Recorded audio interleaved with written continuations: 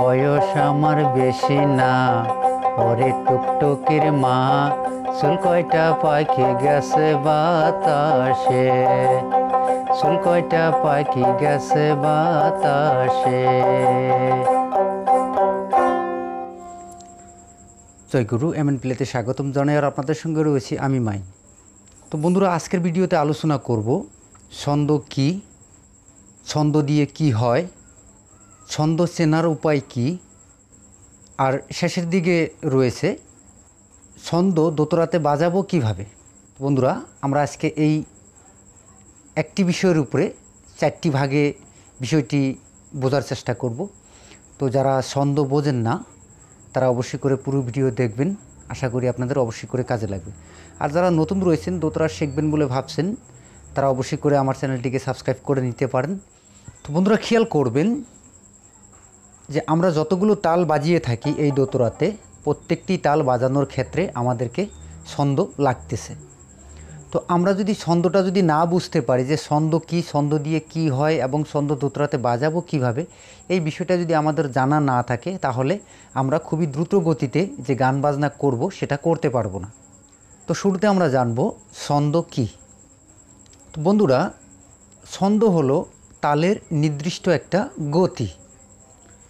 কাহারবা তালে কাহারবার মতো একটা গতি রয়েছে, দাদরা তালে দাদরার একটা গতি রয়েছে, ঝাপতালে ঝাপতালের একটা গতি রয়েছে, এবং ঝুমুর তালে ঝুমুর তালের একটা গতি রয়েছে।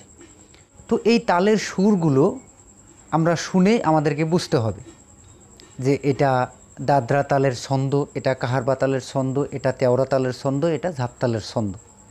তো আমরা যদি ছন্দগুলো না জেনে থাকি তাহলে আমরা সেই তালকে ধরতে পারবো না যে এটা কাহারবা, এটা দাদরা, এটা তেওড়া, এই বিষয়গুলো আমরা জানতে পারবো না। তো যখনই আপনারা তালের একটা নির্দিষ্ট গতিকে বুঝতে পারবেন, তখনই সেই তালটাকে বাজাতে পারবেন। তো আশা করি বিস্তারিতভাবে বুঝিয়ে দিয়েছি। তো দ্বিতীয়তে দেখুন ছন্দ চেনার উপায় কি। তো ছন্দ চেনারও উপায় রয়েছে, আমি বলে দিচ্ছি। ছন্দ শুনে এবং দেখেও আয়ত্ত করতে পারেন। আপনি কান দিয়ে শুনেও ছন্দকে মনে রাখতে পারেন, এবং কেউ যদি আপনার পাশে বাজিয়ে থাকে কোনো তালযন্ত্র, ঢোল হোক, ড্রাম প্লেট হোক বা দোতরাই হোক, এগুলো যখন বাজাবে তখন আপনি তার একটা ঢং বা ভাও দেখে বুঝতে পারবেন যে তার শরীরটা কীরকম করতেছে। শরীরের একটা আকার নিয়েও আপনি ছন্দকে ধরতে পারেন। যেরকম দেখুন, আমি তো দাদরা তালের ক্ষেত্রে দেখুন আমার শরীরের ভাওটা কীরকম হয়, সেটা দেখেই আপনারা আয়ত্ত করতে পারবেন যে আসলে তো কোন তালের বেলায় আমাদের শরীরটা কি আকার করতেছে। তো দেখুন, আরেকটা কথা খেয়াল করবেন, দেখুন ছন্দ যদি চিনতে যান তাহলে সেক্ষেত্রে আপনার যদি শরম সেরকম যদি থেকে থাকে, লজ্জা, সেই জিনিসটাকে দূর করে দেবেন। যদি আপনার শরীরে লজ্জা বা শরম থেকে যায় তাহলে সেই ছন্দটাকে আপনি শরীরে নিতে পারবেন না। তো এই বিষয়টাও ভালো করে ধ্যান দেবেন। তো দেখে নিন, আমি দেখিয়ে দিচ্ছি। দেখুন, সা পা সাসা, সা পা সাসা, এই বোলগুলো যদি আমি মুখে সরাসরি বলে যাই, এটা তাল নাকি আপনি বুঝতে পারবেন না, শুধু শব্দগুলো যে বের হচ্ছে এটাই বুঝতে পারবেন, সা পা সাসা। আর এটাকে যখন ছন্দতে পরিবর্তন করব তখন দেখুন সা পা সাসা, সা পা সাসা, সা পা সাসা, এই যে বলতেছি যে একটা গতি অনুযায়ী, সা পা সাসা, একবার দাঁড়িয়েছি, তারপরে ক্রম অনুযায়ী সাসা বলেছি। তো এই যে বলার মাঝখানে যে সময় লাগতেছে প্রত্যেকটি স্বরে, প্রত্যেকটি বলতে, এই সময়টা যে ধরে রয়েছে এটাকেই ছন্দ বলে। তো এই ছন্দকে শরীরে চেনার উপায় হলো, দেখুন আমি একটু বাজাবো দোতরাতে।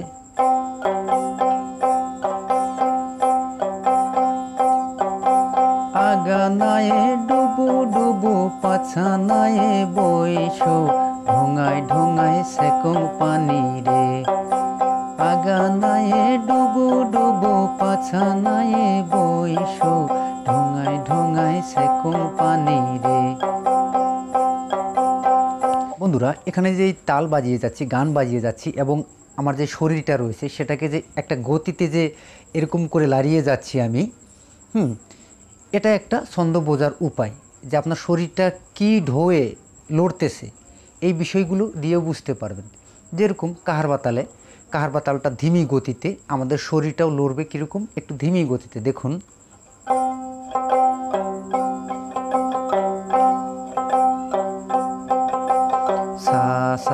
পা সা সা সা পা সা সা সা পা সা সা সা পা।